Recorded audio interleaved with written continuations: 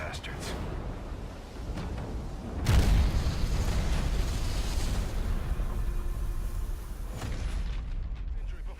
What's up guys, and welcome back to another video. Today we're going to jump into a little bit of Infinite Warfare and just have a little rundown, recap sort of thing of MOG Dallas that happened over the weekend. If you didn't know, if you didn't watch, Optic Gaming come out on top over E United in the Grand Finals. And from all accounts it was an epic Grand Final. I didn't get to watch it, I ended up goofing out watching the movie and stuff.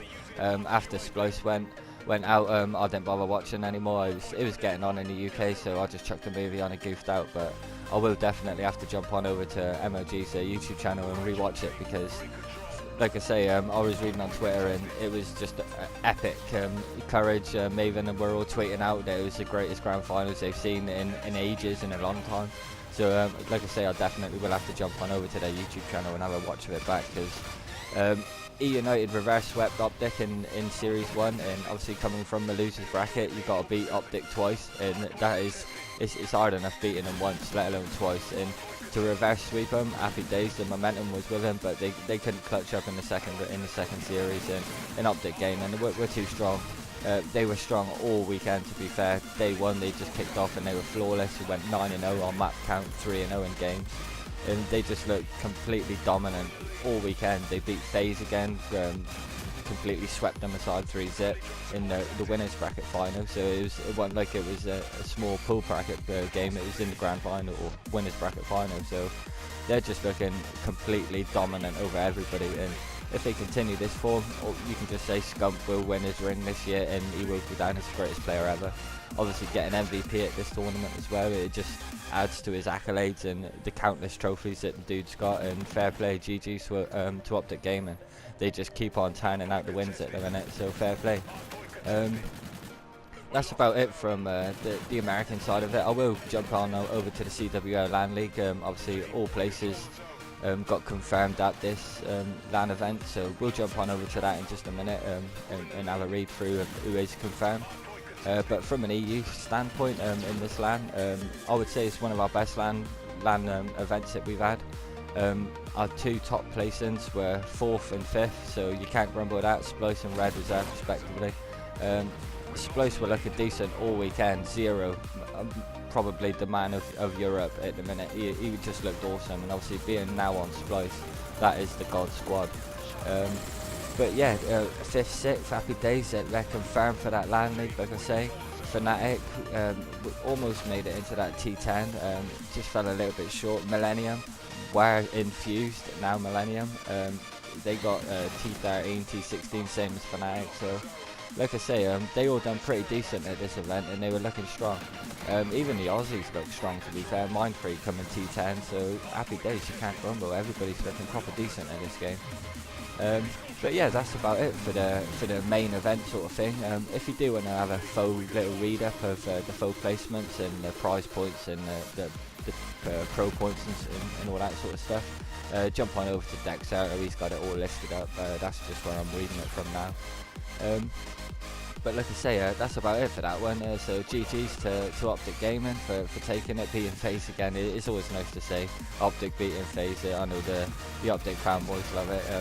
I don't really care who wins out today, to be honest. I'm all about the EU. I just follow the EU side of things. So yeah, happy days. So GG's Optic, and we'll move on over to let you know what teams are confirmed for this CWL Pro LAN League, because that's pretty much what everybody's playing for. That's what the pressure was on for on some teams. I know Cult Havoc in Evil Geniuses, now they made it by the skin of their teeth, and he was hype after his game.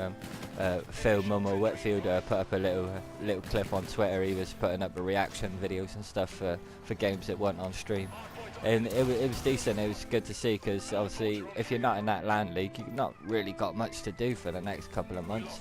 Obviously there's going to be a few little tournaments going around the continents and stuff, but not really much to get yourself hype over. So like I say, we'll have a little read now just of the NA teams first. And obviously seeded first, we've got Optic Gaming, then E United, FaZe, then we've got Team Envious, Riot Nation, Luminosity, Enigma 6, Cloud9 and Evil Geniuses. So like I say, Cloud9 just scraping in.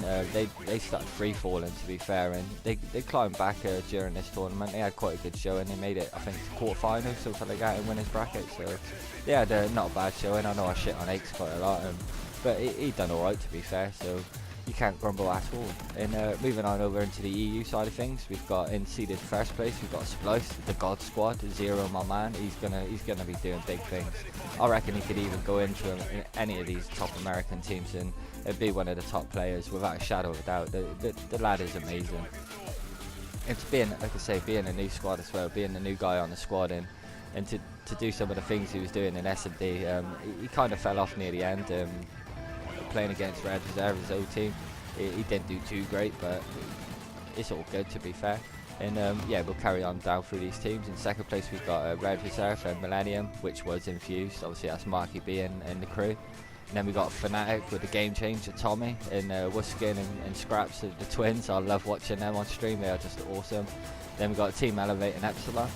And then over in the Aussies, Mind Freak made it through. It was pretty nailed on that they would be the Aussie counterparts over in the landing. So yeah, GG's to them for grinding through. And it would either be them or Tainted Minds. They're the big two teams from in the APAC area. So fair play. They grinded through, and they did get a decent place in this LAN event as well. So they just made sure and they smashed it out. So fair play. And yeah, that's going to about do it for this one, guys.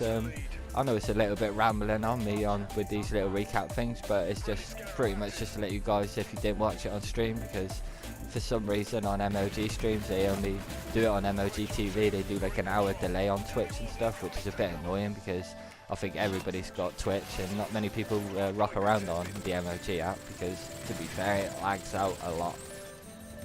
But other than that, it's all gravy. And yeah, that's going to about do it for this one, guys. So cheers for watching. Leave a like if you do enjoy these videos, and I'll catch you in the next one.